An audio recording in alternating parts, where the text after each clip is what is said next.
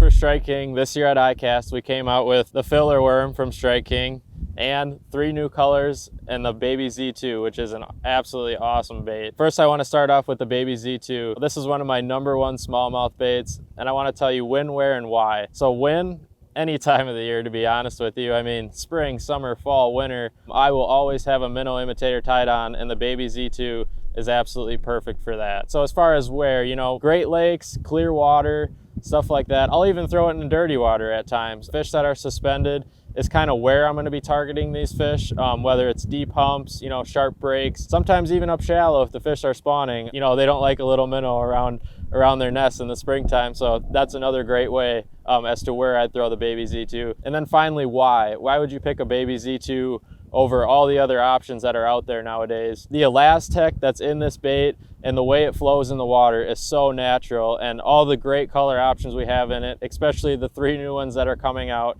One in the juice that we have here, green pumpkin and siren are 3 great options, and that's why I throw it year round for big smallmouth or any species for that matter. So now I want to touch on the new filler worm as to when, where, and why. So when, the filler worm, again, the same thing as the other one, year round, no matter what. A minnow and a worm, 2 great baits, so I will have this thing tied on year round, whether it's spring, summer, fall, or winter. A worm is an awesome option. And then as to where, you know, I get this question a lot sometimes, you know, why aren't you using a worm for smallmouth? Why aren't you using this or that? Sometimes I'll go to the worm if the fish are a little bit finickier, just because you don't have a lot of action on a worm, and especially for big largemouth. Big largemouth love a worm, and the filler worm fits that gap that we have at Strike King perfectly. I mean, this is going to be an awesome offshore bait for big largemouth, you know, when they get out there in the summertime.